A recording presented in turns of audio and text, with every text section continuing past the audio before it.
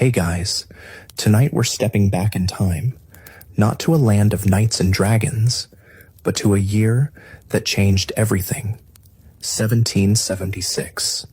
We're diving into the grit, the grime, and the sheer chaos of the American Revolution, seeing it through the eyes of the people who lived it, fought it, and just tried to survive it. Forget the clean uniforms and tidy battles of the movies. This was a year of plagues, lost limbs, desperate retreats, and moments so unbelievable they felt like miracles. It's a story of leaders struggling, armies crumbling, and the faint, flickering hope of a new nation. So before you get comfortable, take a moment to like this video and subscribe, but only if you genuinely enjoy stepping into the past with me. And let me know in the comments where you're tuning in from and what time it is for you. It's always fascinating to see who's joining us from around the world. Now, dim the lights. Maybe turn on a fan for that soft background hum, and let's ease into tonight's journey together. Congratulations, you've just woken up near Boston in early 1776. The good news? You're part of a cause that's stirring spirits across the land. The bad news? Everything else. Your bed is likely a makeshift pile of straw in a crowded tent or a repurposed barn, and the air hangs thick with the smell of wood smoke, unwashed bodies, and something you'd rather not identify. Probably a combination of stale food and the ever-present consequences of inadequate sanitation. You're a soldier in this new American army, or perhaps you're just trying to catch a glimpse of it from the packed roadsides, hoping for a glimpse of the king or Parliament's notables if you were back in London, or perhaps hoping for a glimpse of General George Washington if you are here in America. This is hardly the polished, disciplined force you might imagine. General John Burgoyne, a British officer, has already dismissed the American soldiers as a rabble in arms, and honestly, looking around, you might see why. Your comrades are a bewildering mix: farmers, artisans, fishermen, clad in whatever homespun clothes they could throw together before trudging off to war, often in tatters, unwashed, unshaven, with hair matted and beards long. There are young boys, barely 15, and older men who've seen 60 or more years of hard living. Some are missing teeth, others fingers, casualties of a time when life was simply tougher and accidents were common. You might even see Negroes and Indians among the ranks, particularly in the Rhode Island regiments, proving themselves equally serviceable for fatigue and action, many having already shown themselves brave. The food, surprisingly, isn't terrible, at least not yet. You can count on meat or fish most days, and fresh produce is available at low prices rolling into the camps. You might even enjoy a breakfast of warm bread, good camp butter, and a dish of coffee, or a hearty dinner of pork and cabbage. But for every decent meal, there's the ever-present threat of disease. Camp fever, dysentery, typhus, and typhoid fever sweep through the ranks, turning camps into breeding grounds for sickness and death. Latrines are often open pits, and too many men neglect to use them properly, leaving excrement scattered around the fields, a pernicious habit that contributes to the vile stench hanging over the camps. Cleanliness is understood to be the killer of disease, but despite orders insisting on personal hygiene, clean cooking utensils, and clean water, washing clothes is considered women's work, and there aren't many women in the American camps doing laundry like there are with the British troops. The army you've joined is largely untested, its officers often as ignorant of military life as the troops they lead, according to observers. They were elected by the men, and many are more concerned with popularity than discipline. You hear stories of men being flogged, put on the wooden horse, or drummed out of camp for drunkenness, or minor infractions, punishments Washington has ordered to bring order to this rabble. But change comes maddeningly slow. Despite the efforts, a British ship surgeon who visited some of the rebel camps described roads crowded with carts and wagons hauling provisions, but also inordinate quantities of rum, noting that without New England rum, a New England army could not be kept together. He calculated men were consuming a bottle a day, the spirit, while high in moments of patriotic fervor, is also prone to dissipation. Your arms are as varied as your comrades' costumes, mainly flintlock muskets and fowling pieces, some ancient. The average musket is heavy, about 10 pounds, but a good musketman can prime, load, fire, and reload 3 to 4 times a minute, a shot every 15 seconds. The problem is, many men accustomed to firearms since childhood use them any way they see fit, firing them off at wild geese or just for fun, wasting precious powder, which is in short supply across the colonies. Washington, newly in command, quickly discovered how desperate the situation was regarding powder, reportedly stunned into silence for half an hour when told there was less than 10,000 pounds on hand, enough for only about 9 rounds per man.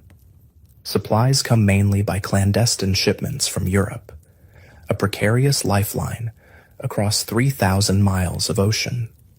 Congratulations, you've endured the stench and the sickness of camp life. The good news? The enemy is bottled up in Boston.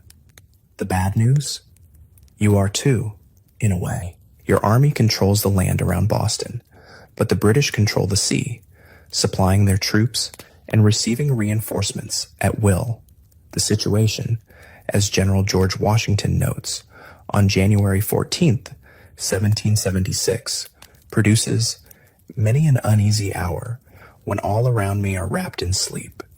Few people know the predicament we are in. He's been in command for 6 months, since July 3rd, having taken over the sprawling, spontaneous New England army that gathered after Lexington and Concord, and the savage fighting at Breed's Hill and Bunker Hill. Washington, a 43-year-old Virginian, a man of commanding presence, over 6 feet tall, well-proportioned, with reddish-brown hair and gray-blue eyes, carries himself with martial dignity. He's accustomed to respect, amiable and modest, but with a certain distance in manner. He had little prior military experience beyond backwoods warfare and the disastrous Braddock campaign, never having led an army in battle or directed a siege. Yet, Congress appointed him commander-in-chief of the Army of the United Colonies. He himself feels great distress, conscious his abilities may not be equal to the trust, but seeing the importance of the glorious cause, he accepts the momentous duty. He quickly sets about organizing the army, which still has no flag or uniforms. Officers are distinguished by ribbons or cockades, sergeants by red cloth on their shoulders. Washington chooses a light blue ribbon across his chest. He insists on discipline. New rules and regulations are read every morning after prayers. He reviews the defenses on horseback almost daily. Yet, despite the changes, the army remains largely composed of citizen soldiers, many unused to being told what to do every hour of the day, preferring to do as they please. This puzzles Washington, who struggles with a mounting contempt for what he sees as the unaccountable kind of stupidity In the lower class, of these people and the officers who cater to them to get reelected. However, Washington finds a few remarkable men, untried but with ability. Nathaniel Greene, a 33-year-old Rhode Island foundryman, self-educated, good-natured, and a born leader who had never set foot on a battlefield before joining the Army 6 months ago. Despite a stiff leg and occasional asthma, Greene proves tirelessly hard-working, applying himself every waking moment, often sleeping only a few hours a night. He quickly becomes an object of confidence for Washington, always in agreement on matters of consequence. Another is Colonel Henry Knox, a 25-year-old Boston bookseller, big, gregarious, and highly energetic, despite a fouling peace accident that destroyed 2 fingers on his left hand. Knox, like Greene, is self-educated, reading all he can on gunnery and tactics. Washington had decided the army at Boston was insufficient, and the king had dispatched reinforcements in 3 of his best major generals, William Howe, John Burgoyne, and Henry Clinton. Howe, a member of Parliament, had earlier said he would decline a command in America, but now duty called. He was convinced the insurgents were few compared to loyalists. War had come on April 19th at Lexington and Concord, then savagely on June 17th at Breed's Hill and Bunker Hill. Bunker Hill was proclaimed a British victory, but His Majesty's forces suffered over 1,000 casualties in an appalling slaughter before gaining the high ground. As acidly observed, a few more such victories would surely spell ruin for the victors. By summer's end, a British ship docked at Plymouth, bearing 170 sick and wounded officers and soldiers from Bunker Hill, all in great distress, some without legs or arms, clothes hanging on them like loose morning gowns. So much were they fallen away by sickness and want of nourishment. Near 60 women and children, widows of the slain, were on board, exhibiting a shocking spectacle. The vessel itself, though very large, was almost intolerable from the stench. The miseries of the troops still besieged at Boston, and the Loyalists who took refuge there, were also described in London papers. The scene: melancholy, disease, and death. The soldiers, almost lost for want of fresh provisions, like birds in a cage. On the afternoon of October 26, 1775, King George III rode in royal splendor to Parliament to address the increasingly distressing issue of war in America. In an age that adored ritual and pageantry, it was a scene hardly to be improved upon, with 60,000 people lining the route. The king, 37, hard-working, and duty-bound, believed America must be made to obey. He had no doubt the nation saw the conduct in America in its true light, and compelling obedience was necessary. In the House of Lords in March, Lord Sandwich, First Lord of the Admiralty, looked incredulous when challenged on winning the war. "Suppose the colonies do abound in men. What does that signify?" he asked. "They are raw, undisciplined, cowardly men." General James Grant boasted he could march from one end of the continent to the other with 5,000 British regulars, a widely quoted claim.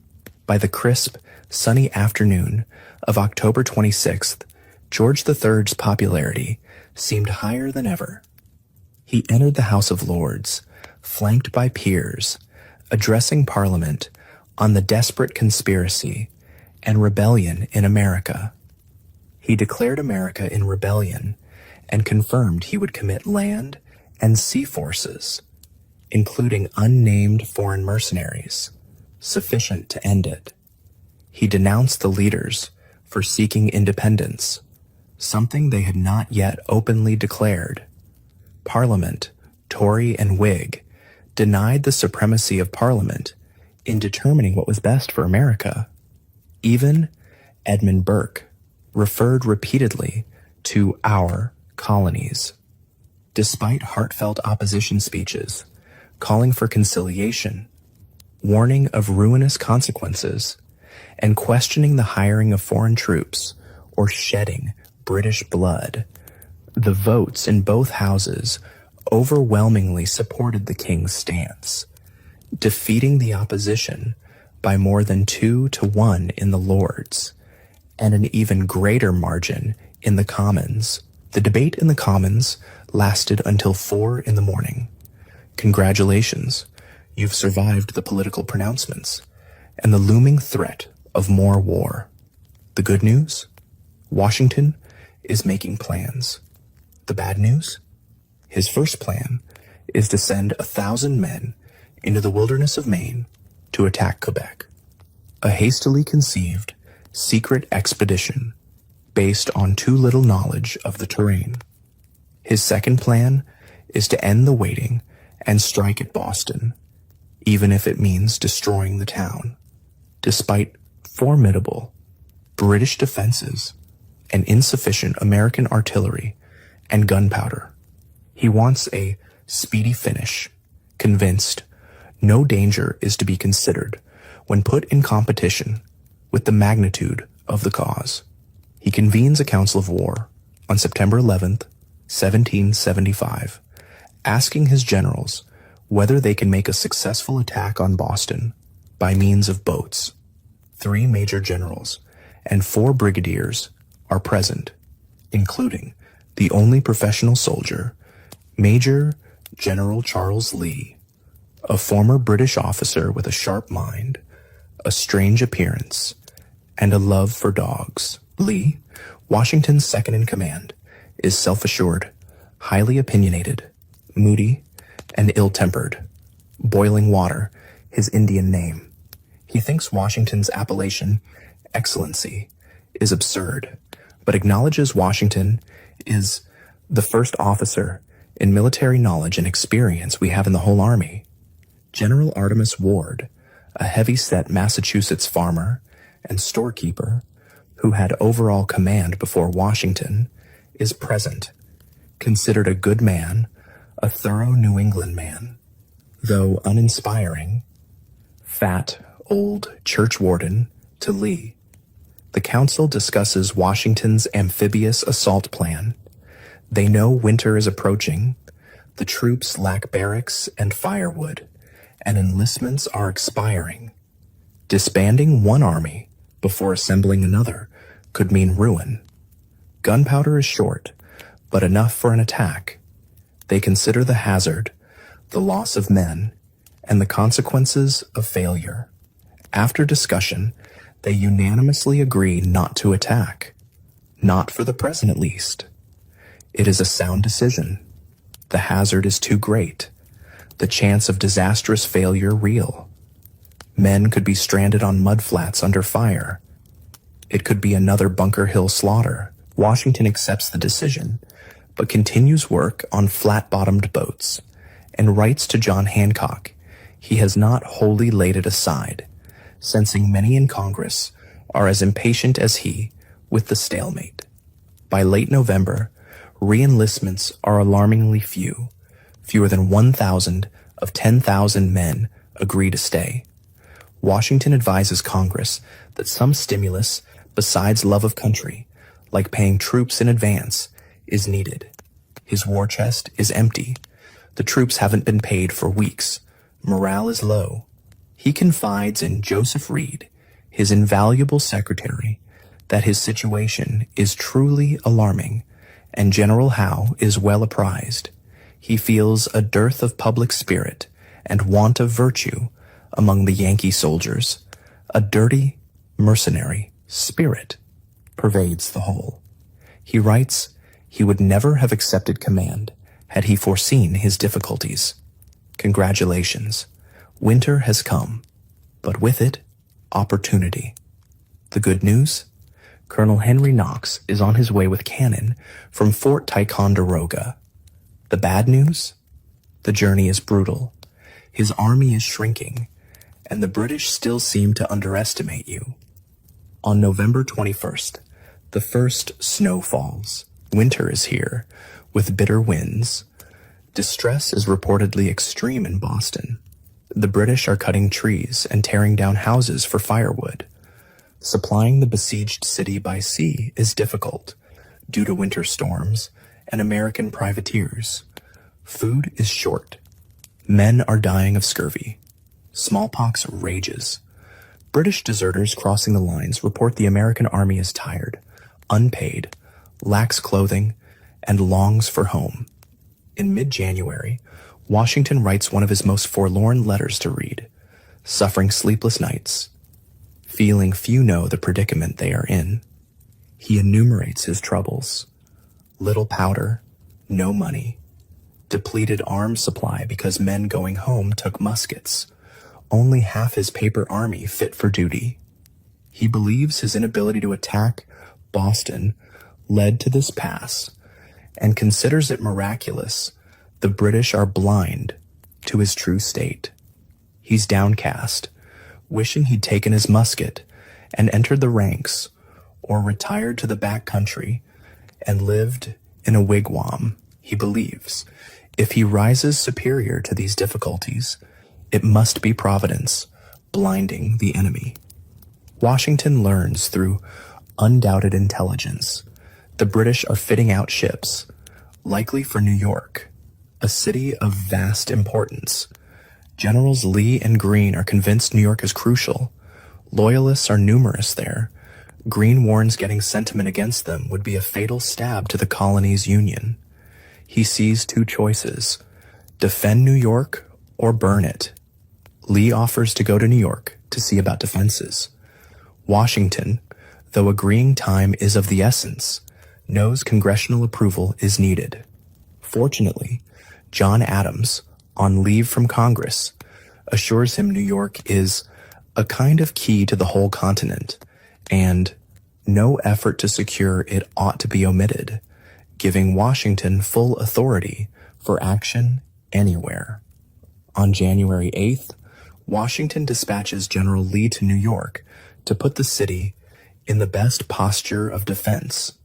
The bitter cold continues in Massachusetts. Washington tests the ice on Back Bay, hoping for an ice bridge for an attack. On February 16th, he convenes a council of war, urging a bold attempt on Boston, a vigorous attempt, when practicable. Gates notes, "It's a major question." Putnam bewails the lack of powder. Greene, stricken with jaundice, writes his dread of the proposed attack. Horrible if it succeeded, still more horrible if it failed. The council says no to attacking Boston again. However, they agree to another plan: lure the enemy out to attack the Americans by fortifying Dorchester Heights. Howe had sworn he would sally forth if the Americans occupied Dorchester. Washington, crestfallen over not attacking Boston, thought too dangerous, gracefully concedes. Perhaps his irksomeness led him to propose more than warrant prudence. Now, there would be no holding back on Dorchester. Preparations are elaborate and mammoth. Fortifications are built elsewhere out of sight. Timber frames filled with screwed hay, or bundles of branches, fascines, barrels filled with earth, are ready to roll down slopes on the advancing enemy.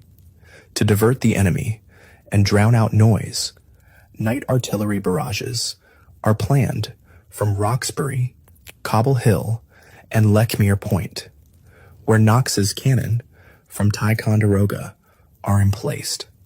The crossing of the Dorchester Causeway will be concealed by a barrier of hay bales. 3,000 men under General Thomas will fortify the heights. 4,000 more will stand by at Cambridge for an amphibious attack on Boston once the British assault on Dorchester begins. Howe is reported to intend to evacuate Boston at first chance, but this does not deter Washington. Congratulations, you've made history. The good news? The British are gone from Boston. The bad news? The war is far from over, and your army is headed to New York, where the challenges are immense. On the night of March 4th, 1776, the bombardment of Boston begins, British answering with a heavier cannonade. Abigail Adams, 10 miles away, writes her house shakes, and she can't sleep. Little damage is done, mostly noise, just as Washington wished. On the crucial third night, March 4th, the roar is furious. British Captain Charles Stewart describes sheets of fire and inhabitants in horrid situation, women crying for protection. From American lines, Lieutenant Samuel Webb hears cries of poor women and children. At the first crash of guns, General Thomas and 2,000 men move rapidly and silently across the Dorchester Causeway, shielded by hay bales. Hundreds of carts and wagons loaded with chandeliers, fascines, hay bales, barrels, and guns from Ticonderoga follow.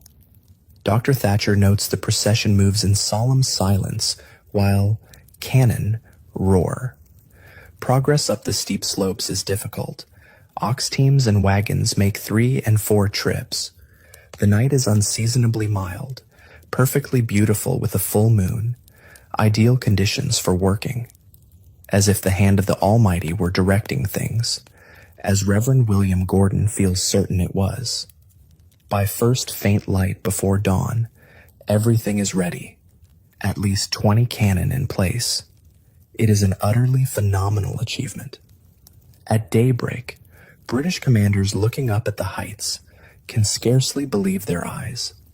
Howe exclaims, "These fellows have done more work in one night than his army could do in 3 months." The shock of discovery throws the British into utmost consternation. Their immediate cannonade proves useless. Their guns cannot elevate high enough. Admiral Shuldam sends an urgent message to Howe. No ship can remain in the harbor unless the rebels are removed. Howe must attack. He orders 2,000 troops to proceed by ship to Castle Island for an attack on Dorchester at nightfall. Captain Archibald Robertson thinks the plan little short of madness. The fate of the whole town, if not America, at stake. By nightfall, a storm rages, with hail mixed with snow and sleet.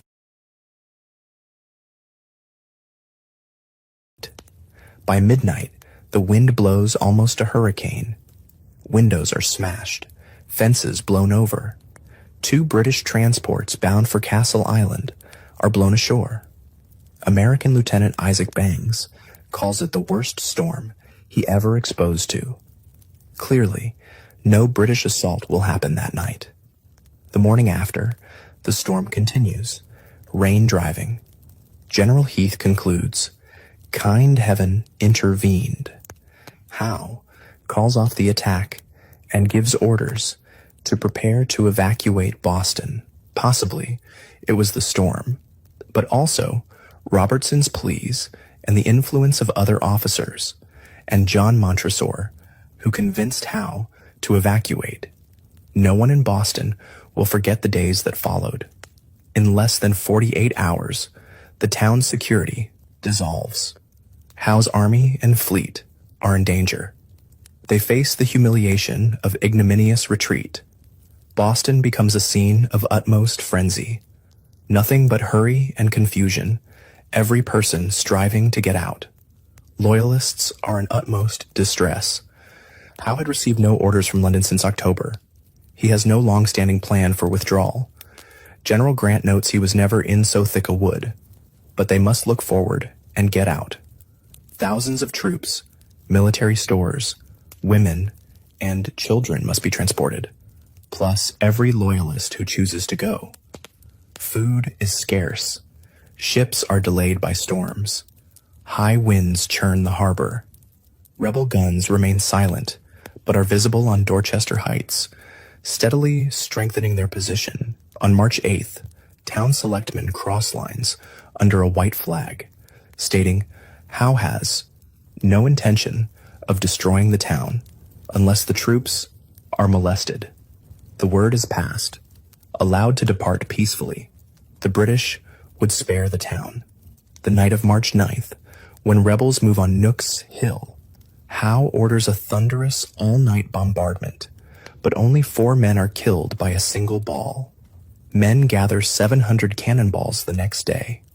In town, the rush worsens. Hogsheads of sugar and salt, barrels of flour, even the commander's elegant coach are dumped into the harbor. Cannon are spiked or dumped. Americans watch confusion from hillsides. Washington, convinced Howe is ready to sail for New York. The alarm and anxiety among loyalists is extreme. They must leave, but don't know where or if there's room. By March 10th, they are told to come aboard. There's no time to deliberate. Little can be taken. Those who earlier fled Cambridge or Roxbury know the experience. Now, Bostonians face forsaking homes, belongings, way of life.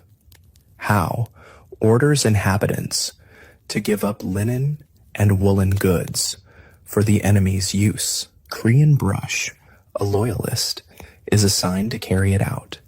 He and his men plunder the town. Gangs rampage, breaking open houses and shops. There never was such destruction and outrage committed any day before this. Brush makes off with over 2,000 pounds worth of goods from one wharf. Not until St. Patrick's Day, Sunday, March 17th, does the wind turn fair. At 4 a.m, over 8,000 redcoats march through the dark streets. By 7, ships throng the wharves, lifting sail. By 9, all are underway. 120 ships depart with over 11,000 people, 906 troops, 667 women, 553 children, 100 loyalists. Americans watch from shore, cheering, weeping. Surely it is the Lord's doing. The whole fleet anchors at King's Road. Howe's flagship, Chatham, fires a roaring 21-gun salute. The Chatham's full 50 guns answering, an ear-splitting reminder of royal might. Congratulations, you've survived the siege of Boston. The good news? It was a pretty sharp skirmish and a victory. The bad news? You're headed to New York, a far greater challenge. The first cheers from American lines come at 9 that morning. Small boys run across the neck with news. British troops are still manning Bunker Hill fortifications. Hay dummies set up by fleeing redcoats. Early afternoon, the first troops from Roxbury march into Boston, drums beating, flags flying, led by Artemus Ward. Washington, in a characteristically gracious gesture, gave the honor to Ward, the thorough New England man, and his predecessor. He knows Ward was the first to favor a move on Dorchester Heights. Washington attends Sunday services, his chaplain choosing Exodus 14:25 as text, and they took off their chariot wheels, for the Lord fighteth for them against the Egyptians. Washington rides into Boston, March 18th, surprised how much was not destroyed. The town suffered greatly, but Hancock's mansion is fine, occupied by General James Grant, who wanted to lay waste to every town. The last desperate efforts are evident. Spiked cannon, shattered wagons, scuttled ships, smallpox still lurking. An inventory lists immense quantities of abandoned British goods, far more than expected. The siege was a stunning success. Washington bested Howe, despite insufficient resources and inexperienced officers. He had been saved repeatedly by his council from attacking Boston, but accepted their judgment without ill temper. He kept his head, health, and strength, bearing up under immense weight.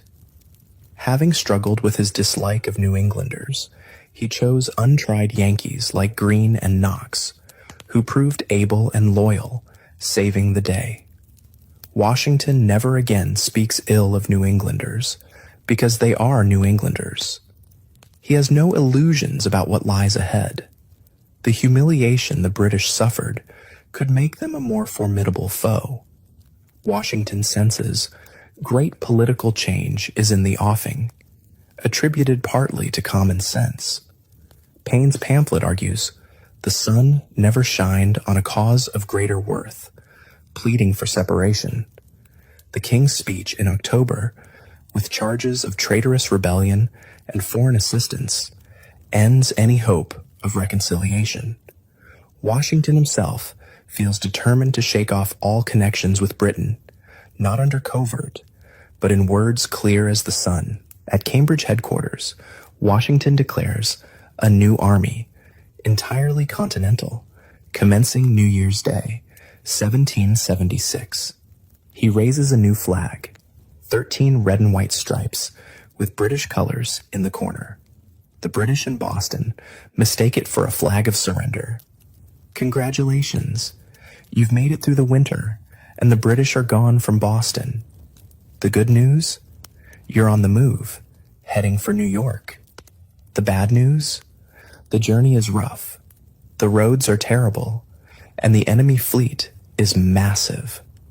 For 2 weeks, the army marches through the untroubled countryside of New England, columns winding, showing the first faint signs of spring. Citizenry turn out to cheer, offer food and drink. Large armies are an unfamiliar sight. Hurry is the order of the day. Washington is in extreme hurry to reach New York. Nathanael Greene and his artillery are to move as speedily as possible. Marching is tiring, but spirits are greatly improved by being on the move and the warm reception. Joseph Hodgkins, the Ipswich cobbler, finds New York exceeds all places he's seen, but the living is excessive dear. Lieutenant Isaac Bangs, a Massachusetts soldier, finds the level of piety alarmingly low in New York, worrying what consequences this will have for the cause. He attends services of different denominations, likes the Dutch church best, preferring the priest's piety to the English church's pomp, though he understands no Dutch. He investigates the city's darker side, the Holy Ground, a slum and brothel district, finding immense, brutal gratification easily indulged in. Worrying the army will be debauched. Washington arrives in New York, April 13th, takes headquarters at the Kennedy Mansion, number 1 Broadway. He finds defenses only about half done. Crowding the streets, the army seems an overwhelming multitude, only half fit for duty. He worries exceedingly over disease and dissipations. New York is unlike Boston, bounded by navigable rivers, a harbor accommodating the largest fleet. Whoever commands the sea must command the town, General Lee noted earlier, a situation that puzzles him. Washington, however, expresses no misgivings, convinced he can defend the city, of vast importance for controlling the Hudson Corridor. His decision is based more on political judgment, sensing Congress and patriots expect every effort to hold the city. Loyalist sentiment is widespread in New York. 2/3 of property belongs to Tories. The royal governor, William Tryon, on board a ship in the harbor, is believed to be directing Loyalist operations secretly. Washington, denied reliable intelligence at Boston, now finds the situation reversed. British warships are a formidable presence, only withdrawing slightly in April. The threat of conspiracy, sabotage, organized resistance is real. Washington, though struggling with New Englanders at Boston, here finds men from different colonies, compounding animosity and discord, fearing it could tear the army apart. He writes, "They have nothing but providence and unanimity to depend upon." Discipline is hardly improved among new troops. Many raw recruits like aged gentleman. Congratulations, you've reached New York, but the threat is closing in. The good news? Independence is declared. The bad news? The British fleet, the largest ever seen in American waters, is massing in the harbor. On June 29th, officers with telescopes on the roof of Washington's headquarters see signals flying from Staten Island hills. The first British fleet ships appear. Within hours, 45 ships drop anchor inside Sandy Hook. Their masts look like a forest of trimmed pine trees. Henry and Lucy Knox are at breakfast at No. 1 Broadway when they see the fleet. Lucy is in abject terror. Knox writes to his brother of her distress. The city in an uproar, troops repairing to posts. He scolds her for not having gone before. By sunset, over 100 enemy ships anchor in the bay. Riders gallop off to Connecticut and New Jersey. Martha Washington says goodbyes to her husband and departs New York with speed, as do Lucy Knox and Katie Green with their children. Knox writes to Lucy, valuing her safety above all else, reminding her they fight for their country, for posterity. And on this campaign, happiness or misery of millions may depend. More enemy ships arrive. Centurion, Chatham, 50 guns each. Phoenix, 40. Greyhound, 30. Asia, 64. Their combined firepower exceeds American guns. Total fleet over 120 ships, 10,000 troops received at Halifax, Scotch Brigade joined. An additional 15,000, 20,000 expected hourly from England under Admiral Lord Howe. New York is in commotion, packing up and getting away. On July 2nd, 1776, the Continental Congress in Philadelphia votes to dissolve the connection with Great Britain. News reaches New York. July 6th, spontaneous celebrations erupt. Officers go to a public house to testify their joy. A letter from John Hancock with the declaration arrives July 8th. Many, like Henry Knox, see the war has entered a new stage. By renouncing allegiance, delegates committed treason. Adams calls it the most complete, unexpected, and remarkable revolution in history. On July 9th, at 6 in the evening, Washington orders brigades onto commons and parade grounds to hear declaration read aloud. The general hopes this event serves as fresh incentive, knowing peace and safety depend on the Army's success. Not since spring 1775 had spirits been so high, but the exuberance is quickly dashed. On July 12th, in a surprise move, British ships Phoenix and Rose, with tenders, cast off moorings at Staten Island and sail up the Hudson, demonstrating how indefensible New York is without sea power. Alarm guns sound. Soldiers rush through streets crowded with panic-stricken people. Cannon at Fort George and shore batteries open fire. Cannonballs slam into houses. Washington feels extreme distress at shrieks and cries of women and children running, seeing his men gawking helplessly, so awestruck or terrified by the barrage.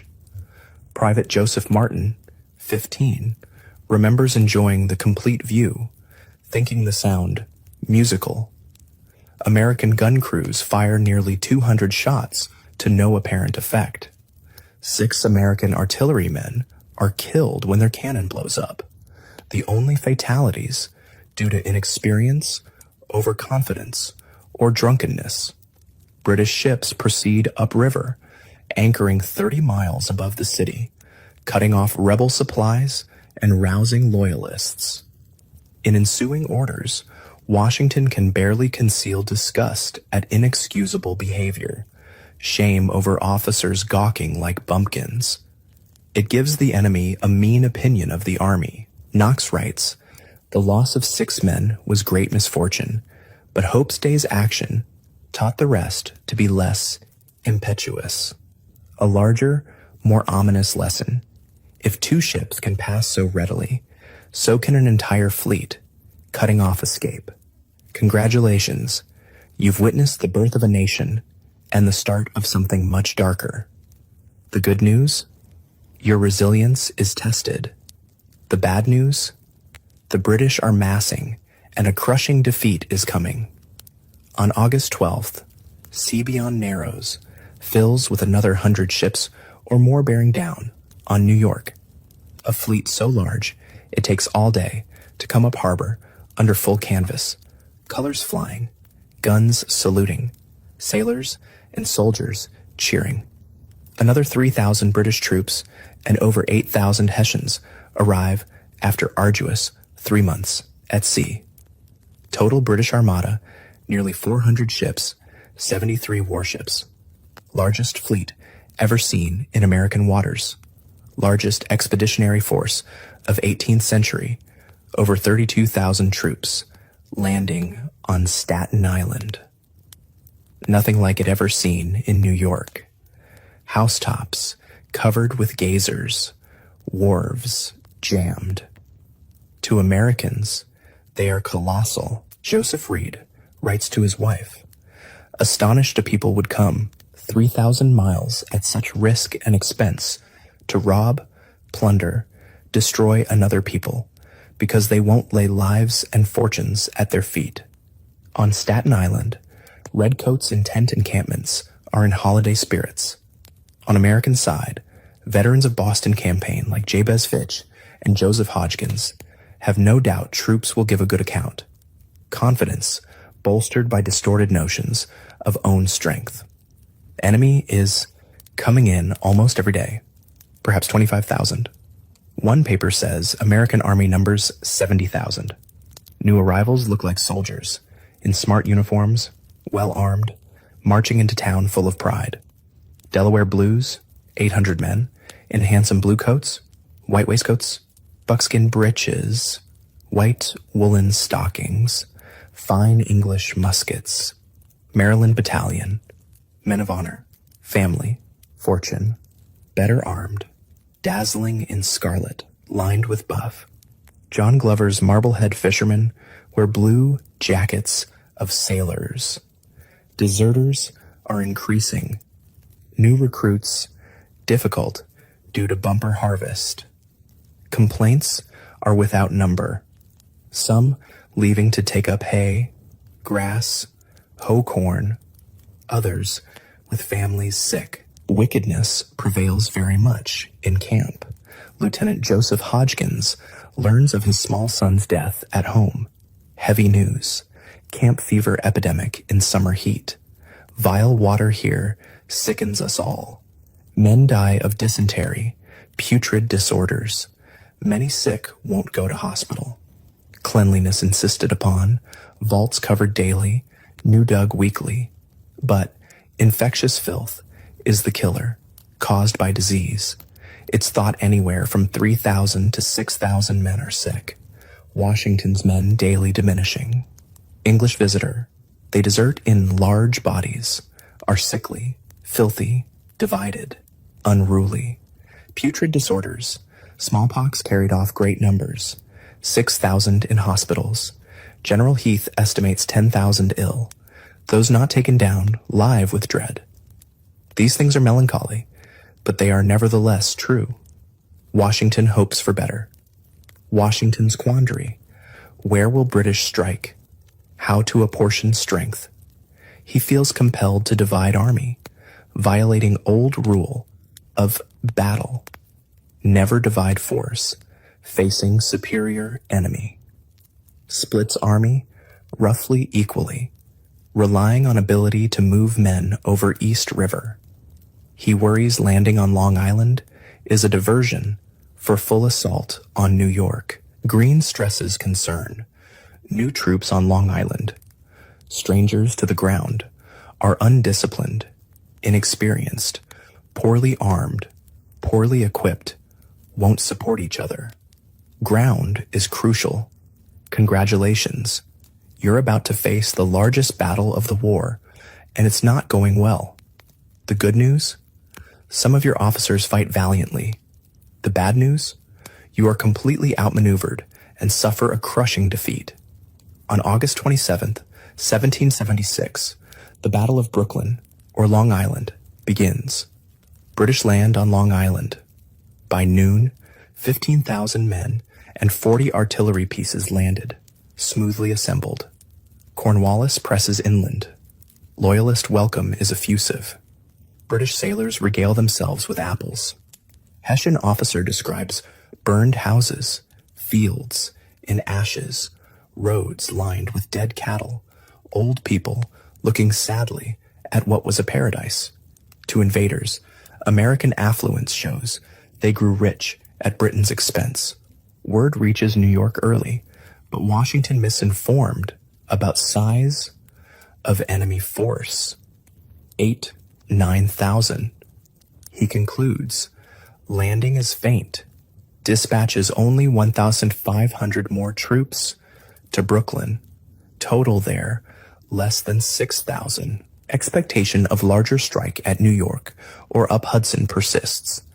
Jabez Fitch's regiment marches to Brooklyn, told to halt and wait.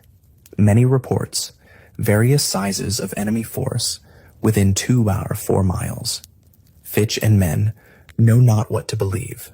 Colonel Moses Little reports enemy within 3 miles, sends his will to his son. Washington's general orders, August 23rd, confirm British ashore on Long Island, leaving no doubt of seriousness of moment. Appeals to pride, patriotism, love of liberty. The hour is fast approaching on which the honor and success of this army and the safety of our bleeding country depend. Remember, you are free men, fighting for blessings of liberty, that slavery will be your portion if you don't acquit yourselves like men. Remember how your courage has been despised by cruel invaders. Washington, beset by second thoughts, reshuffles command at Brooklyn August 24th, putting Israel Putnam over Sullivan. Poor choice. Putnam lacks experience, temperament. Putnam and 6 battalions cross to Brooklyn next day, causing stir. Washington outraged at disorder. Unsoldier-like state of troops at Brooklyn. Lectures. Putnam. Distinction between regulated army and mob is discipline. Howe's troops perfectly orchestrated landing. The night of August 21st, a terrifying storm over New York. Like a hurricane. Most terrible storm. Lightning falls in masses, seems to strike incessantly. Houses burst into flame. 10 soldiers killed by single flash. 3 officers killed by single thunderbolt. Tips of swords, coins melted, bodies black. To Major Benedict, battle bloodshed is expected, but hidden meaning when bolt is launched by invisible arm. Before dawn, August 22nd, sky clear, cloudless. Fresh breeze, roll of drums, British invasion of Long Island underway. Frigates, bomb catches swing loose, stand down narrows to cover landing. At 5 o'clock, Advance Corps, 4,000 elite troops, pushes off, packed aboard flatboats. Slowly but steadily, invasion force proceeds across 3 miles of water. At 8 o'clock, at flash of signal gun, all 4,000 ashore, on flat, empty beach. Everything carefully prepared, smoothly coordinated. No opposition. Pennsylvania riflemen withdrawn, driving off or killing cattle, burning wheat fields, smoke rising, seen in New York. More troops follow, naval spectacle of over 90 vessels filling narrows. Wave after wave, red coats, bayonets gleaming. Hessian grenadiers ferried over standing. By noon, fully equipped army of 15,000 men, 40 artillery pieces landed, rapidly assembled. More will follow, including women. At 3 in the morning, August 27th, General Putnam awakened, told enemy attacking on right near Narrows, Gowanus Road. British Commander Grant occupies attention on right, with 300 troops, muskets roaring. Americans flee. Putnam rushes Sterling's camp to order him to meet enemy. Repulse them. Alarm guns sound. Drums roll. Troops fall out. General Samuel Parsons, like Putnam resting at headquarters, rides off, arrives first on scene, finds enemy through wood, descending hill, with 20 fugitive guards, takes post on height, halts enemy column, gives Sterling time.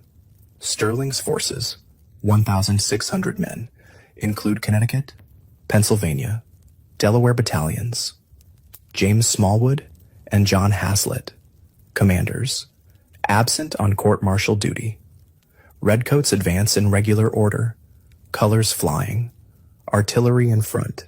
Sterling draws lines, offers battle in true English taste.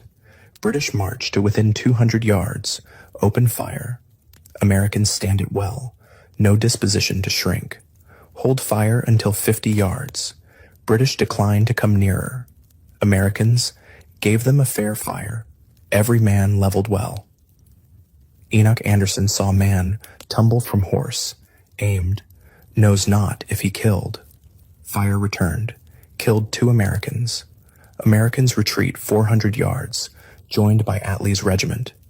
Twice British assault Parsons' troops on height. Twice American lines hold. Sterling's men under cannon bombardment. American cannon answer. Troops unflinch. In first hours of open battle, Continental Army fights valiantly, believing they hold own against regulars. Sterling reminds them Grant boasted conquering America with 5,000. Grant presses advantage only so much, holding back. Had a skirmishing and a cannonade for some hours, which drew their whole attention. At center, Hessian artillery bombarding Sullivan's lines. General von Heister's brigades, drawn up on plain, show no sign of moving. Sullivan rides out from Brooklyn, takes command at Flatbush Pass, sees Hessians not moving, Sterling in trouble, sends regiments. At 9 o'clock, Howe's signal guns crash. Suddenly, Sullivan realizes whole British army coming from behind, surrounded. On plain beyond ridge, von Heister orders Hessians in motion, drums rolling. Sullivan pulls back main force, swings around to face oncoming British. Vastly outnumbered, Americans return fire with murderous effect. Officers on both sides fear men cut to pieces. Americans and British often have no idea what's happening. Americans, not only ones running. British light infantry officer, leading 30 men into thick American riflemen, sees third of his men fall. Breaks for woods. More rebels spring up. Fire from every direction. I called to my men to run to the first wall. Ran across a field, exposed to the fire of 300 men. Literally run out in midst, calling to surrender. Stopped. Saw riflemen thick. None of own men. Made for wall. Threw self headlong. In turmoil, Sullivan struggles to hold control. Keep men from panicking. Situation desperate. Retreat, only alternative. Stages of fight and flight. He leads them rapidly toward Brooklyn lines. Those left to hold ridge overrun by Hessians. Jaegers and grenadiers, with bayonets, move through steep woods. Terrible hills. Suddenly appear. Americans only get shot or 2 off. Some fight back, wielding muskets like clubs. Run through with bayonets. Some plead for mercy. Fear of the Hessian troops was indescribable. Surrendered, begged on knees. Those who get away flee back down through trees, run headlong into hail of British fire. Left side of American line collapses. Thousands run, hundreds captured. Sullivan holds back, trying to see many to safety. Amazingly, most succeed. Sullivan captured. American soldier Lewis Morris barely escaped. Right Sullivan surrounded, pistol in each hand, going directly between enemy lines. Joseph Hodgkins runs pell-mell into marshes, fired on, knows hardly who killed or drowned. Sterling, Surrounded, determined not to surrender sword, breaks through fire to Hessian regiment, gives himself to von Heister. By noon, rout over. British, advanced so rapidly, want to keep going, carry attack to Brooklyn Works. Many British officers feel no time to stop. But Howe orders halt. In original plan, Clinton said principal attacks shouldn't be pushed too far. Exception flanking attack should be pushed. Clinton later writes little inclination to check ardor, seeing enemy flying in panic. Howe recalls mood of men, required repeated orders to desist. It was first great battle of revolution, largest until then. Over 40,000 men involved. Field ranged 6 miles, fighting over 6 hours. For Continental Army, first test under fire, crushing defeat. "Oh, doleful, doleful, doleful," scrawled Chaplain Philip Fithian. To British, glorious day, cheap and complete victory. Grant had the field day I talked of. If a good bleeding can bring those Bible-faced Yankees to their senses, the fever of independency should soon abate. Everything had gone like clockwork. Clinton's plan succeeded beyond expectations. Percy, our men behaved themselves like British troops fighting in a good cause. In opinion of Sir James Murray, no soldiers ever behaved with greater spirit. In one thing only failed, couldn't run as fast as foes. Many ready to run over each other. Howe reports losses under 400, 59 killed, 267 wounded, 31 missing. Hessians lost 5 killed, 26 wounded. Rebel losses over 3,000, Howe claimed. Over 1,000 prisoners, 2,000 killed, wounded, drowned. Disparity of losses exaggerated. Washington later estimates 701,000 killed, captured. General Parsons avoided capture, collected American dead, amounted to 60 with enemy dead, heap. Judged American killed, inconsiderable. Some officers in thick of fight convinced British suffered more killed, but British took most prisoners. Few Americans admit severe defeat. Actual losses, dreadful. 300 killed, over 1,000 captured, 3 generals, Sullivan, Sterling, Woodhull. Sullivan and Sterling treated courteously, dined with Lord Howe on Eagle. Woodhull died of wounds weeks later. Among prisoners, Captain Samuel Atlee, Lieutenant Jabez Fitch.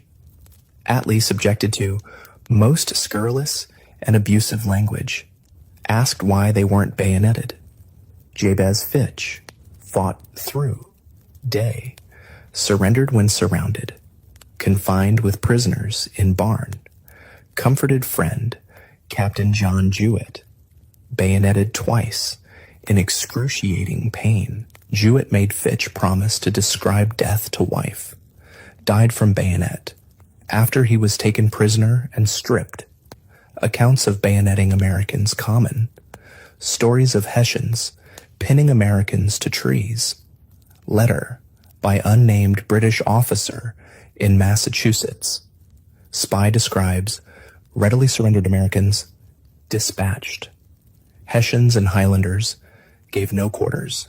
Letter read, "Fine thing to see with alacrity, they dispatched the rebels with bayonets. Stratagems lawful in war, especially against such vile enemies. Numbers of individual Americans beaten after surrendering. No mass atrocities committed. Letter and spy, likely propaganda. Account of Hessians burying 500 bodies in pit untrue. Some prisoners, including Fitch, recorded civility from captors. Infamous Grant was so good as to make us a present of a side of mutton. British Hessian captors find prisoners' curiosities. Could not have been taken as soldiers, only torn blouses. Astonished how badly clothed Americans.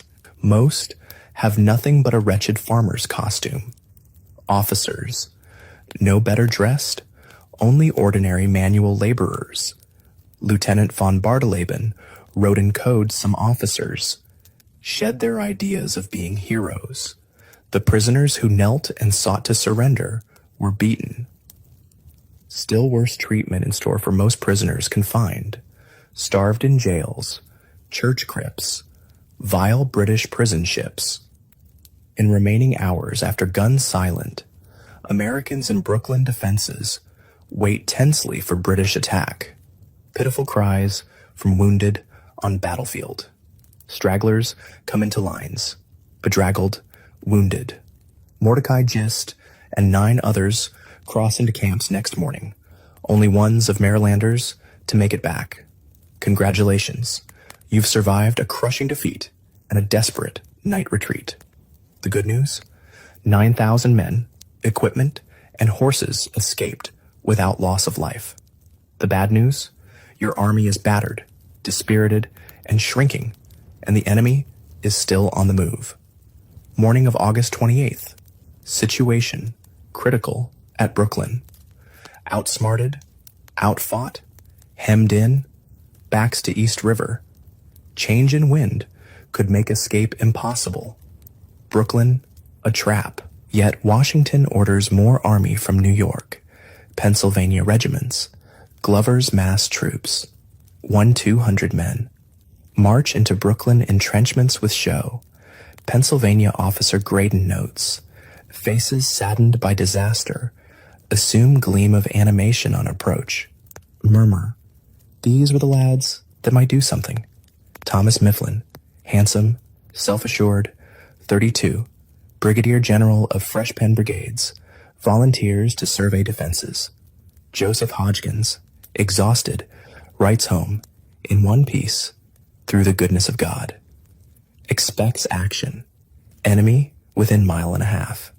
Weather changes dramatically. Temperature drops 10 degrees. Cold, drenching downpour. Start of northeastern storm. Riflemen ordered to keep up fire. British fire back. Rain falls with uncommon torrent. Guns wetted. Firing goes till evening. Storm and roar of guns continue into night. Across river, Pastor Schukirk writes of boom of cannon intermixed with lightning. August 29th. Storm continues. Heavy rains fall. Troops without tents have little food. Fires hard to keep going. Private Martin gets by with biscuits, hard enough to break teeth of a rat. Hungry, soaked to skin, trenches filled with water, muskets, cartridges wet. Soldiers fall asleep standing or sitting. Washington, little sleep, sends incoherent report to Congress. People distressed. Defeat, engagement. British advancing by approaches, digging trenches. Storm is to Washington's advantage. Ill wind from northeast is stroke of good fortune. Howe's ships no chance to get up. But for how long? Old sunk ships, no serious barrier. Smaller ships can come up East River. Situation grim, but Washington, making rounds on horseback in rain, shows calm presence, tells men, cool but determined, demonstrates what he meant by example, anger, torment, despair, kept to himself. Since April in New York, policy, keep close watch, decide according to circumstances. Sometime before noon, Mifflin reports British progress with approaches. Washington makes momentous decision. Secret, deceiving urgent message to General Heath at King's Bridge. All flatboats, sloops to be rounded up without delay. Pretext, New Jersey battalions coming to relieve others. Signed by Mifflin, Washington emphasizes no ceremony in carrying out order. Confiscate boats. At 4 in afternoon, still raining, Washington calls, meeting with generals at Livingston Mansion. Mifflin, advised Washington, must either fight or retreat, asks to propose retreat. Understanding. He and Penn Regiment serve as rear guard in outermost defenses, hold line while army departs. Most dangerous assignment. He insists it be his, lest proposing retreat harm reputation. Words of minutes. submitted, whether eligible to leave Long Island and remove Army to New York. Unanimous decision. Only General John Moran Scott expresses doubts, aversion to giving up ground. Orders come at 7. Troops under arms with packs. Everything. Night attack on enemy, they are told. Graydon, with Penn regiments, thinks it desperate, almost suicidal. Several non-cooperative wills were made. Graydon concentrates on summoning courage. 9 o'clock. Troops with least experience, sick, wounded. Start for Brooklyn ferry landing. Pretext, relieved by reinforcements. Soldiers nearer front lines know nothing. Thing was conducted with so much secrecy. Neither subalterns nor privates knew whole army crossing back to New York. Officers not told. Graydon thinks order for attack, extreme rashness. More he thinks, more puzzled, until it flashed upon my mind that a retreat was the object. Order for assailing enemy a cover. Fellow officers dared not suffer themselves to believe it. Others think night escape, true intent. Weigh risks. Major Benjamin Talmadge thinks it formidable obstacle to move large body across mile-wide river with rapid current. Enemy, victorious, disciplined, numerous, fleet-stopping navigation. Rain stops. Northeast wind keeps blowing, proving deterrent to American retreat. First troops at ferry find river rough. No boats can cross. Stand and wait. General McDougall, in charge of embarkation, sends message. No retreat tonight, with conditions. About 11 o'clock, wind dies down, shifts to southwest. Small armada of boats, manned by Glover's mass, sailors, fishermen, starts over river from New York. Glover crossing to give directions. Glover's men, crucial, extraordinary seamanship, negotiate, swift, contrary currents in loaded boats, water inches below gunwales, in pitch dark, no running lights. Few had so much riding on skill. Boats work back and forth. More troops ordered to withdraw from lines. Tedious was the operation through mud and mire. Wagon wheels muffled with rags. Talking forbidden. Strictly enjoined not to speak or even cough. Move like specters. One regiment leaves station. Remaining troops fill vacancies. Graydon. Third night without sleep for many. Washington rides to ferry landing. Takes charge. Orderly withdrawal of army considered most difficult maneuver. Ragtag amateur army, making night withdrawal in perfect order. Silence seems more than hoped for. Worst fear, British discover, descend with superior force. Troops in Mifflin's vanguard still holding outer defenses, knowing chance of annihilation if enemy wiser. Event of British attack. Fall back. Rally at Old Dutch Church. Hours pass. Sound of British picks. Shovels digging. Garrison at Fort Sterling. Ordered to stay through night as cover. About 2 in morning. Cannon goes off. No explanation. Graydon speculates. Gun discharged. Spiking it. Rest of life. Graydon remembers scene in Shakespeare's Henry V. Long night wait before Agincourt. Similar interval of dread suspense. Approximately 4 o'clock. Still dark. Young officer Major Alexander Scammell rides through outer defenses, looking for Mifflin. Scammell, 29, Harvard graduate, attorney, aide-de-camp to Sullivan. Tells Mifflin boats ready, Washington waiting for remaining troops. Mifflin mistaken. Scammell insists. Ridden from extreme left, ordered troops to march for ferry. Mifflin orders, hand, to form. Regiment, move out. Scammell mistaken.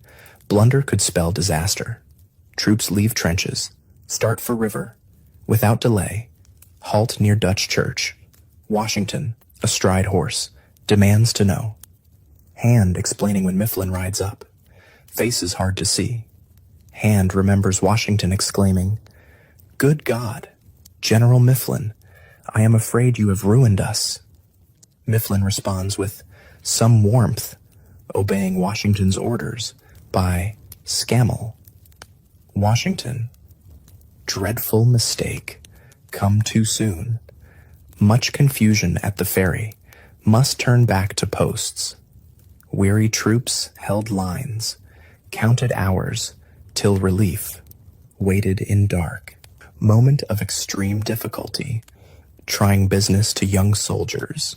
Graydon, whoever has seen troops in a similar situation, knows how to appreciate the conduct of these brave men.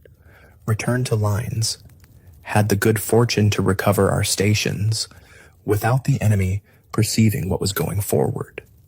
At ferry landing, troops, supplies, artillery loaded aboard boats. Everyone worked furiously. Connecticut soldier remembers making 11 crossings.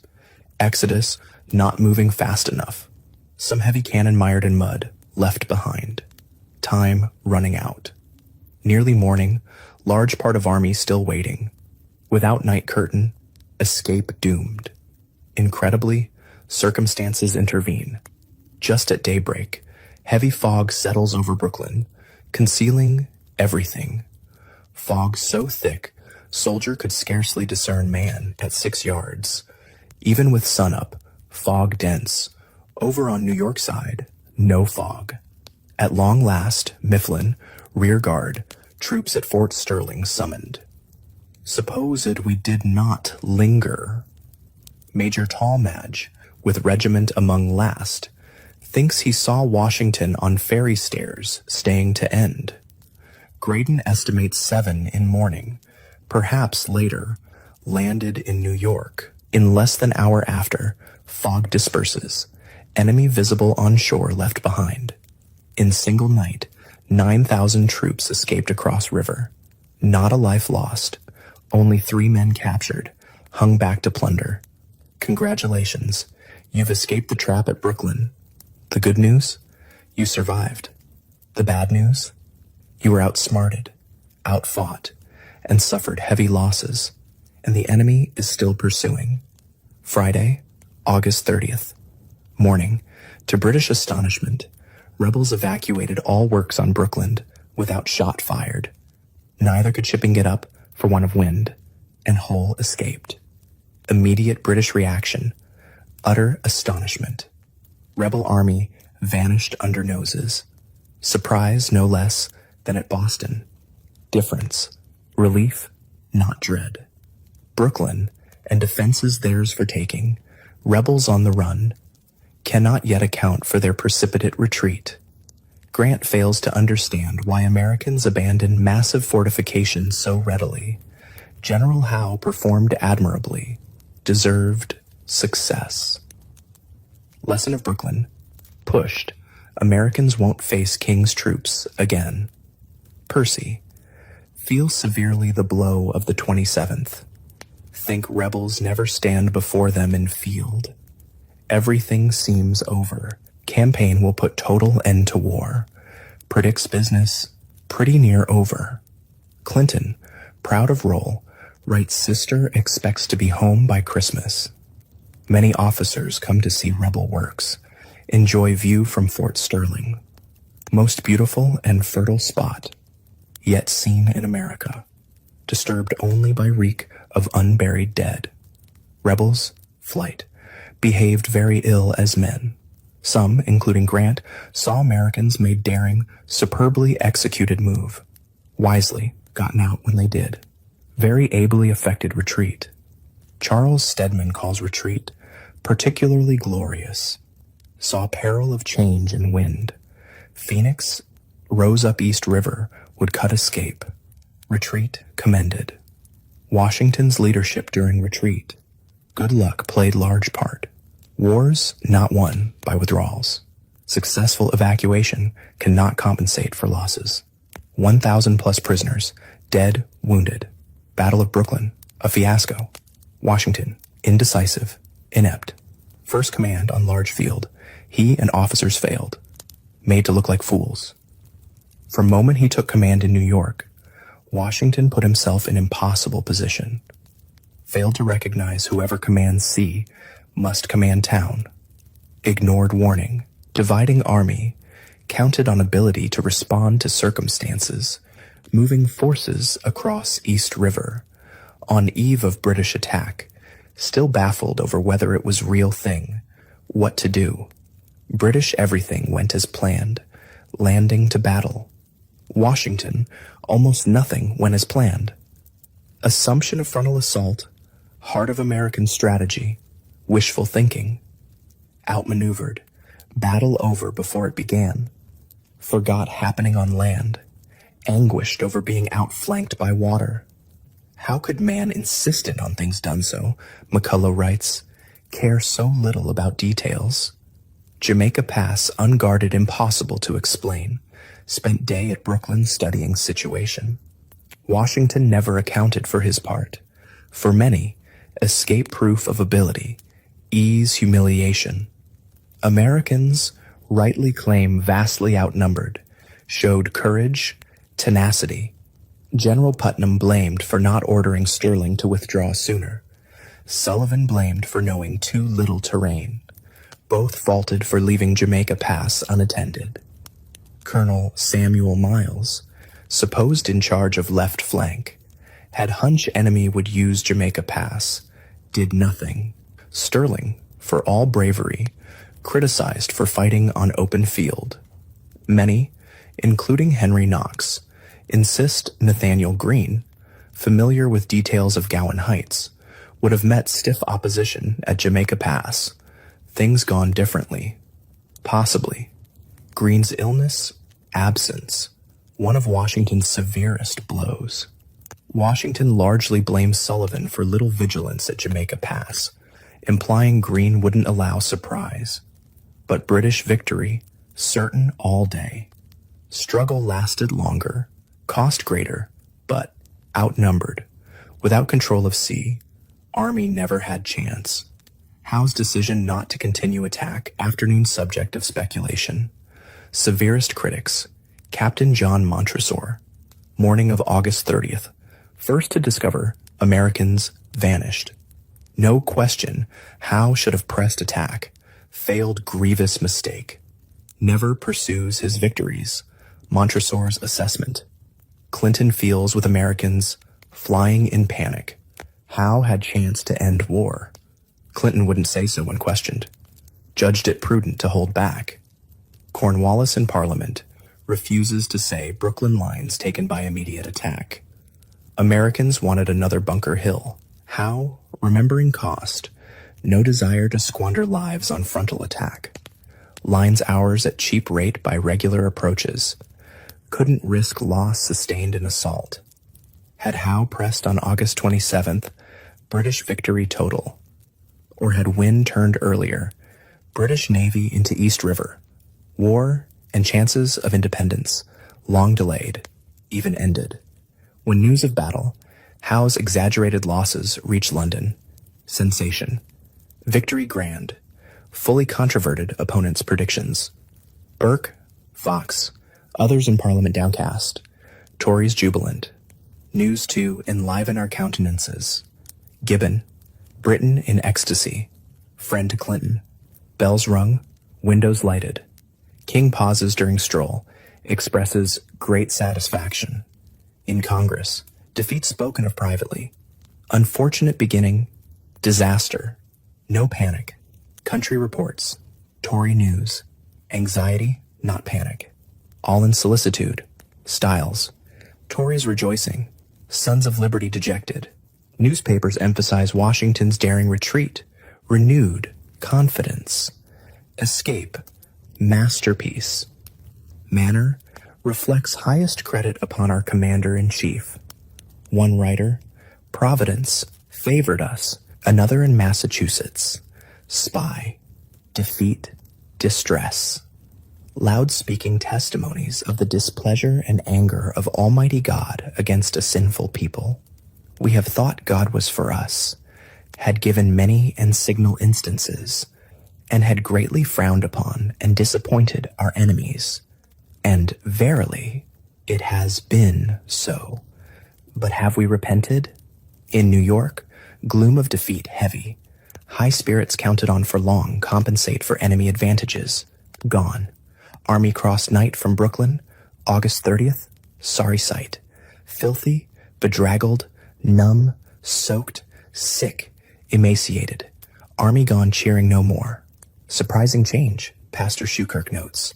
Merry tones on drums, fifes ceased. General damp spread. Scattered people up down streets moving. Swiftly, overwhelmingly defeated. Hard day for us poor Yankees. Enoch Anderson summing up. Resounding victory not decisive. War not ended. Washington 9,000 troops survived to fight another day. Congratulations, you've escaped again. But lost a crucial fort. The good news? You gained a brilliant new advisor. The bad news?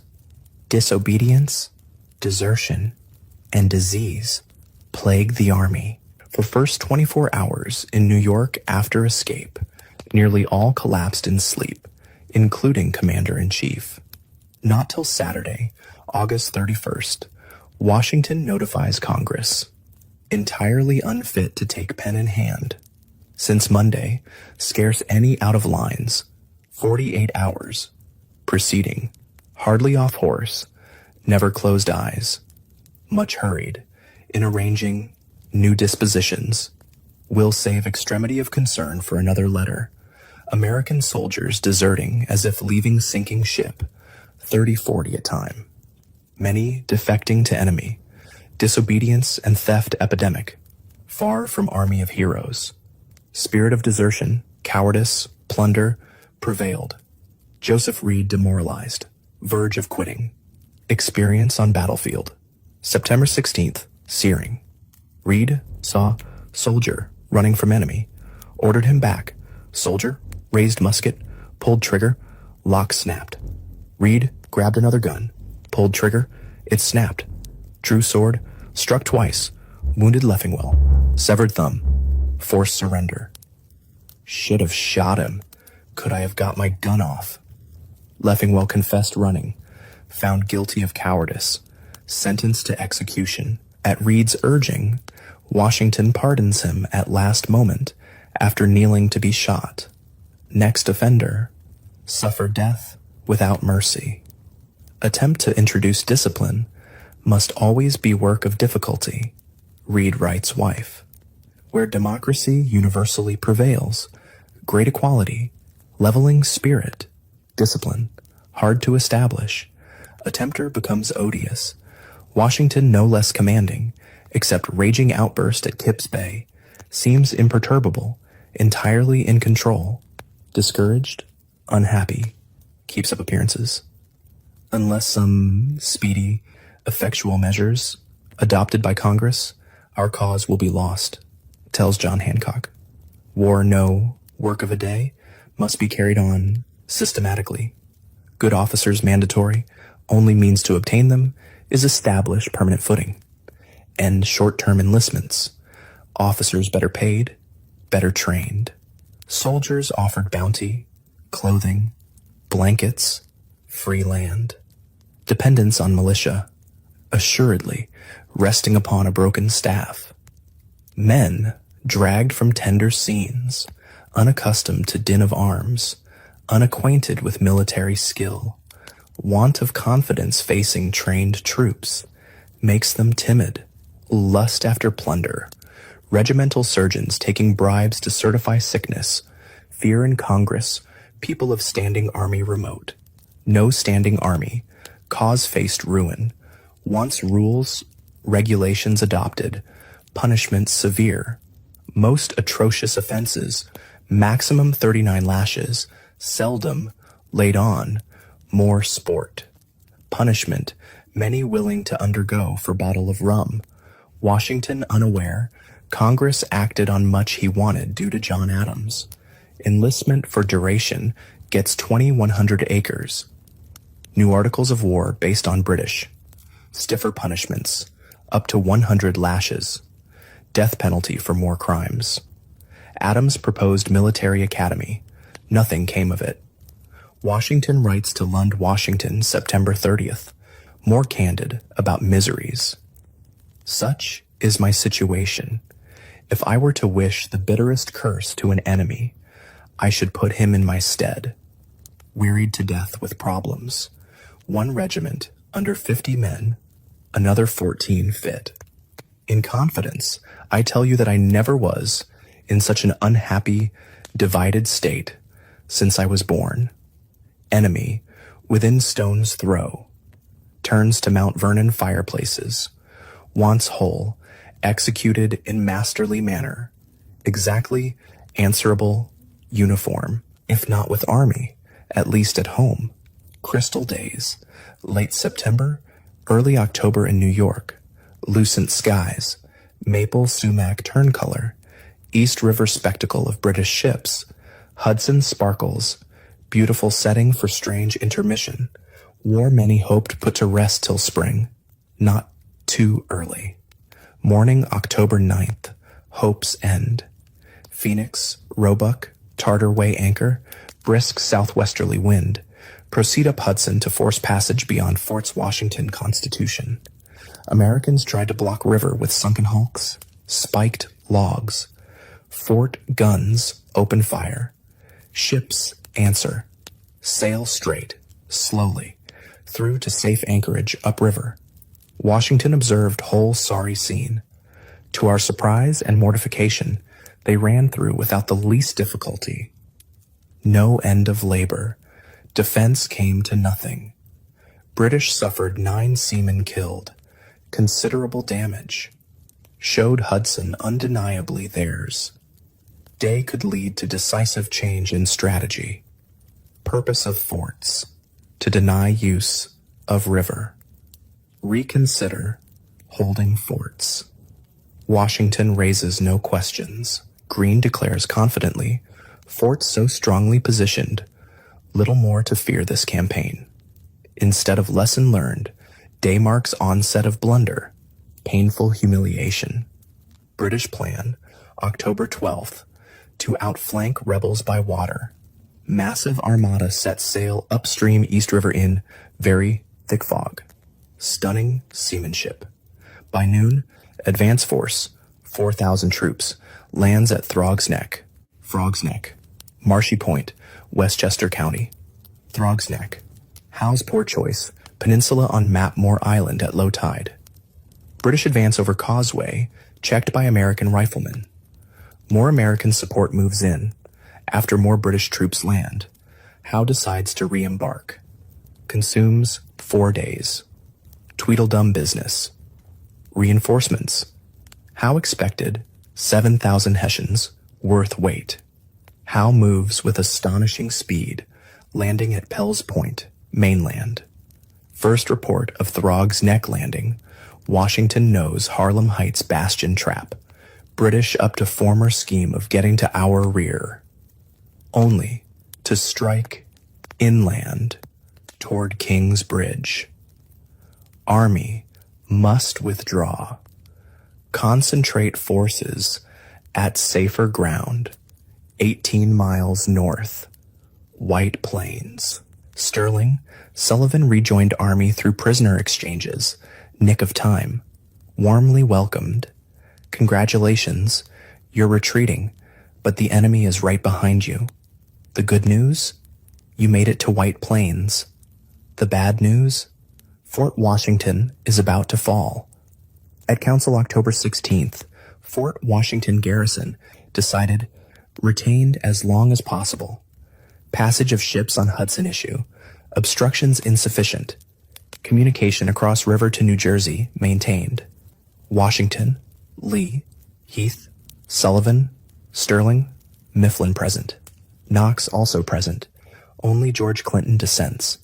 Week before, Congress resolved obstruct effectually Hudson at Fort Washington. Relevance to decision unclear. All of York Island finally evacuated except 1,000 men for Fort Washington. Officially, alteration of our position, not retreat. Commander's orders, October 17th, tents struck. Men take tent poles. 2 men per company baggage guard. No packs, unless sick. Chairs, tables, benches on wagons.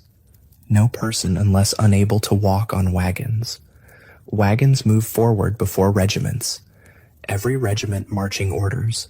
Flints, ammunition complete. Exodus underway. Army crossing narrow bridge at Kingsbridge, heading north along west bank of Bronx River. Sick greatest burden. Trek, slow, difficult. Men hauling wagons, cannon. Private Joseph Martin lugs cast iron kettle, size of milk pail, arms dislocated. Puts it down, another shoves it, rolls downhill. Only one that was rid of their iron bondage. First of Army struggles toward White Plains. British swift landing at Pell's Point. Advance force. 4,000 British Hessian. Ashore early morning. Unopposed. Move inland. October 18th. From hilltop before dawn, Glover sees upwards of 200 ships. Anxiety for fate of day. Gave 1,000 worlds for Lee or experienced officer present. Acting on own, rushes forward with 750 men. Fight tenaciously behind stone walls, inflict heavy casualties, stall enemy advance for day. Colonel Lomi Baldwin, with small regiment, joins. Men calm as shooting ducks. Enemy dead at least 200. Exaggeration. British lose more men killed at Pell's Point than Brooklyn. Glover's calculations. 8 dead, 13 wounded. Ferocity shown stuns Howe. Leads him to conclude with stone walls. More deadly fire waiting. British keep moving inland cautiously. Seldom more than few miles a day. Against little resistance. Probably Howe, no need to hurry. Doesn't expect to cut rebel retreat. Hopes to maneuver Washington onto open field for decisive victory. Takes few more days at White Plains to be ready. At last, October 28th, 10 days after landing at Pell's Point, Howe sends 13,000 redcoats, Hessians, up Main Road to White Plains.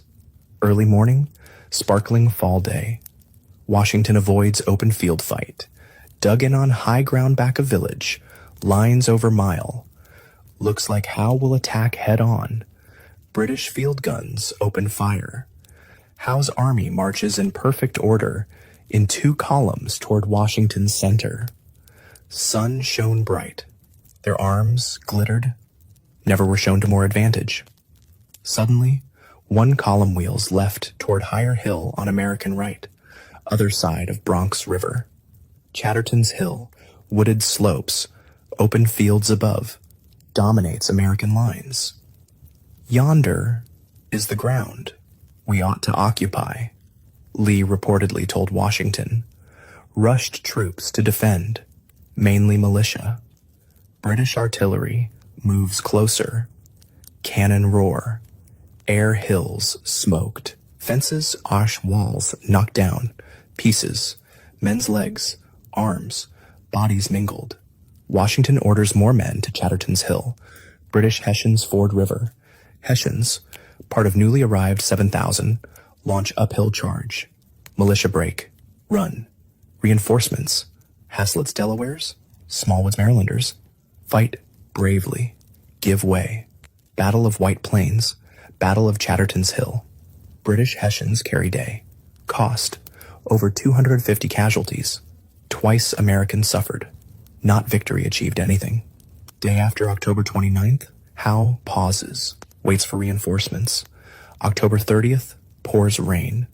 November 1st, Howe finds Washington Army pulled back half-mile to stronger position across Bronx River. 2 more days. Armies, wait, watch. Enemy determined on something decisive, Knox writes, Brother, we determined to risk general battle on most advantageous terms. Night. November 3rd, American sentinels report rumbling enemy carriages.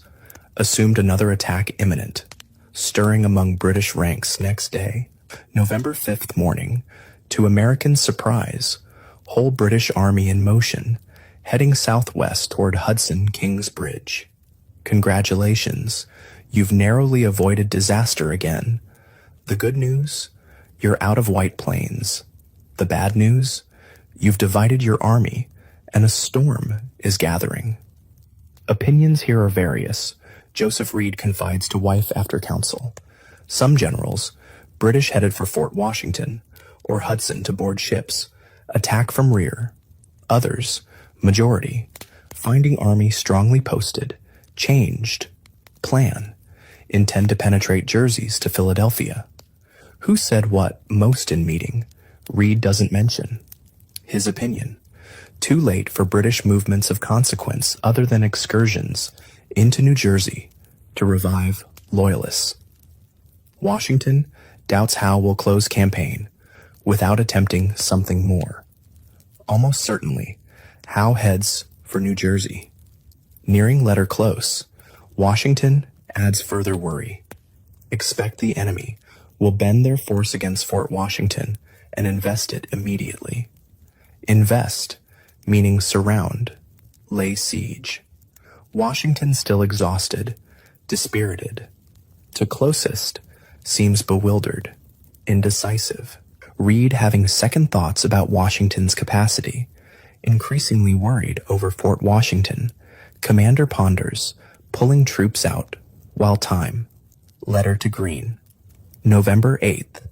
Inclined to think, prudent to abandon fort, leaves decision to Greene. On the spot. Now on spot, Washington can't decide. Let's decision be Greene's. Excellency Washington has been with me, but finally nothing concluded on. Greene writes Knox. Central to consideration, Hudson River, looms large. Washington dispatched Lee south from Cambridge to fortify New York. Hudson key to British strategy. British take care of unfinished business Fort Washington, or cross over, strike New Jersey, or both. What should be done? Howe Army reached Dobbs Ferry on Hudson, moving south. Once again, Washington divides army 4 ways. 7,000 troops, largest part, remain east of Hudson under Lee.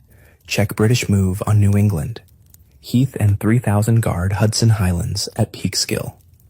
Washington, what's left, 2,000, cross to other side, New Jersey, expected to be joined by N.J. Penn reinforcements. Greene maintains same position on river. Overall command troops at Fort Washington, chart Lee. Washington, $2,000, leave White Plains, November 10th, mid-morning, November 12th, at Peekskill, crosses Hudson, heads south for New Jersey, reaching Fort Lee, November 13th, 65-mile march in 3 days.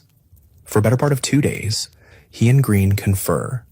Greene, yet to fight battle, optimistic, convinced Fort Washington held, especially doubled troops, over 2,000. Remarkable reversal of roles. Washington refused abandon. New York in September, ready now. Greene saw no reason to stay day longer on York Island, wanted to avoid crisis. Now Greene wants to stand on last bit of island, argues it keeps communications open, ties up British troops, possibly leads to slaughter like Bunker Hill. Retreat, devastating to Army's demoralized state, despite formidable presence over river, steep, rock-bound approaches. Fort Washington, not impregnable. Irregular Pentagon plan. 4 acres. Walls. Piled earth. No barracks. No water. Hauled from below. Not what needed for long siege with winter. Nonetheless, Commander Magaw thinks fort held till end December. Greene agrees. Washington's letter to Greene from White Plains, November 8th. Inclined to think, prudent abandon fort. Decision to Greene. On the spot. Now on spot. Can't decide. Let's decision be Greene's. Movements, designs of enemy, not yet understood.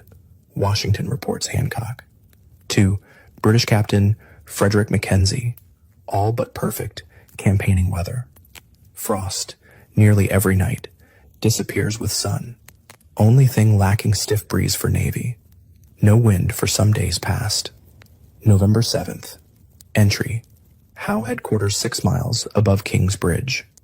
Next move. Probably against Fort Washington. Mackenzie never doubted. Reduction of Fort First Object. Confident of success due to timely intelligence. If Washington failed to understand British designs, British now knew a lot about American situation. November 2nd, Howe's army still at White Plains. American Staff Officer William Demont turns traitor, defects from Fort Washington, brings copies of fort plans, cannon placement, accounts of discontent, animosity between New Englanders, South. Only days before packet of letters by Washington read, staff wound up in British hands, left unguarded at inn in Trenton. Washington complained bitterly of lack of discipline, scorn of dreaming, sleepy-headed officers. Another letter by Lieutenant Colonel Robert Harrison reveals far more important. Washington dividing army. Purloined letters. Demont's treachery may not alter events greatly, but British consider windfall. Mackenzie diary. Searle attest. Washington's decision to divide army clearest sign of weakness. Easy to see whither all this tends. If rebels can't act under present numbers, courage won't increase on strength reduction. Letters service to General Howe. British picked up information from deserters about state of things at Fort Washington. Plans, Demont's account confirmation. Famously cautious William Howe supposedly never risks frontal attack on fortified position. Bunker Hill lesson. About to disprove theory. Full agreement of commanders. Mackenzie, total confidence in attack. Predicts as soon as Fort Washington taken. Howe moves on to New Jersey. Rebel troops from N.J. Penn, Washington, counted on never materialized. Mackenzie leaves little to prevent our arrival at Philadelphia. November 12th, day Washington crosses Hudson. Howe's army within 4 miles Kings Bridge. Plan 4-part assault. Hessian's major role. Plan unfolds. Midday November 15th. Howe sends Colonel James Patterson under white flag to deliver message to American commander Colonel Magaw at Fort Washington. Same British officer July carried peace letters. This time, ultimatum. Surrender, fort, or face annihilation. Told 2 hours to decide. Magaw responds at once in writing. If I rightly understand, this post is to be immediately surrendered. I rather think it is a mistake. Act a part so unworthy of himself, actuated by the most glorious cause. I am determined to defend this post to the very last extremity. How? No intention of slaughter. Ultimatum plays on fears. Magaw's bold response, based on belief, men, could hold out or escape across Hudson after dark. Congratulations, you've lost Fort Washington. The good news? The war isn't over yet. The bad news? It's the most devastating blow of the campaign so far. When word of ultimatum, Magaw's answer, reaches Fort Lee, Nathaniel Greene dispatches Ryder to Washington. Washington dashes back, arrives Fort Lee nightfall. Greene, Putnam, rode across river to meet Magaw. Appraise situation. Washington follows in small boat. Halfway across, meets Greene Putnam returning. Mid-river and dark, Greene Putnam give encouraging report. Troops in high spirits would make good defense. Being late at night, Washington says, 3 return to Fort Lee. Same night, unobserved, British bring 30 flatboats upriver with muffled oars, past Fort Washington, into Spuyten Duyvil Creek, down Harlem, ready for morning. First chance, early Saturday, November 16th, Washington with Greene, Putnam, Mercer, again crosses Hudson to determine what was best to be done. Boat pushes off, Sound of heavy cannon carries over water. Off in distance, left of Fort Washington. Sea attack begun. Landing opposite shore, downriver from fort. 4 generals scramble up steep slopes to crest near Morris House. All stood in a very awkward situation. Greene writes, disposition made. Enemy advancing. Durst not make new disposition. Still couldn't see disaster. Urged Washington leave. Go back. Greene volunteers stay. Putnam. Mercer also. Washington thinks it best. They all go. Assault from 3 directions after prolonged pounding. 4,000 Hessians from north. Over bridge at King's Bridge, led by Knyphausen. Requested honor main attack.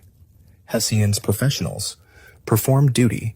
Day to show superior in profession taken pride in. Sterling, prisoner. Heard Hessian officers remark duty, not inquire which side right. Force of British under Cornwallis. Highlanders, strike east. Crossing Harlem River in flatboats, brought up night. Third force, 3,000. British Hessians, south, led by Percy. By 10 o'clock, Howe committed 8,000 troops, nearly 4 times defending force. Farthest reach of outer defenses 5 miles. Knyphausen's Hessians face steepest terrain, withering fire from VAMD riflemen among rocks. Ferocious fighting. Hessians, dauntless. Rock slopes scaled rough even without fire. Officer Riederhold. Attack. Almost inaccessible rock. Every obstacle swept aside. Precipitous rocks scaled. Hessian soldier Ruber. Obliged to drag ourselves by beech tree bushes. Could not really stand. At last, on hilltop. Tree stones. Hard time. No idea of yielding. Rahl gives word. All that are my grenadiers, march forwards. Drummers strike up march. Hautboy players blew. All alive shouted, hurrah! Mingled together, Americans, Hessians. No more firing. Ran forward pell-mell upon fortress. Grant disliked Hessians almost as much as Americans. Writes admiration how they surmounted every difficulty. Gaining heights, kept on, at a trot. Knyphausen had not stopped Rahl, convinced he would be in fort 5 minutes. Other sides of attack advanced. Some American defenders little resistance. Others fight tenaciously. Graydon commanded company facing Percy's assault from south. 150 men, single 18-pound cannon, held off 800 British. Percy's attacking troops capture Morris House, 15 minutes after Washington general's exit. Courage not enough. Americans too few. Extended lines. Only recourse retreat to fort, with speed.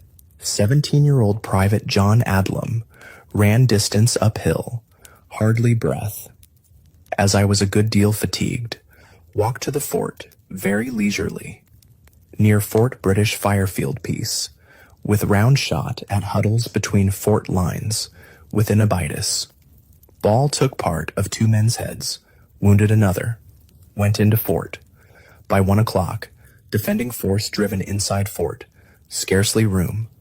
Hour later, Hessian commander Knyphausen demands surrender. Maga time to decide, asks half hour. Howe arrives, orders surrender immediately, no terms other than promise of lives. 3 o'clock, Maga capitulates. 4 o'clock, entire garrison, 2,137 Americans, marches out between lines of Hessians, lay down arms. Disastrous campaign for New York. Humiliating, costly, reverse after another. Surrender of Fort Washington. Most devastating blow. Utter catastrophe. Taking 1,000 prisoners at Brooklyn. Dreadful loss. Now over twice that number marched off. Total nearly 4,000 from 2 battles. Army rapidly disintegrating from sickness, desertions, desperate need, almost anyone fit. Mackenzie. British astonished prisoners, less than 15, or old men, indifferently clothed, filthy, without shoes. Odd figures, frequently excited laughter. Crushing defeat. Fort Washington, garrison capture, Arms, tools, tents, blankets, 146 brass iron cannon, accomplished by British Hessians in hours. Need never happened. 59 Americans killed, 100 plus wounded. British 28 killed, 100 plus wounded. Hessian 58 killed, 250 plus wounded. Bad, but could be worse. Grant Mackenzie view. Slaughter avoided only because Knyphausen stopped Ral Hessians entering fort. Carnage would then have been dreadful. Rebels numerous, not room to defend. So frightened, not power. Ahead for prisoners. Horror. Held captive, overcrowded, unheated barns, shot sheds.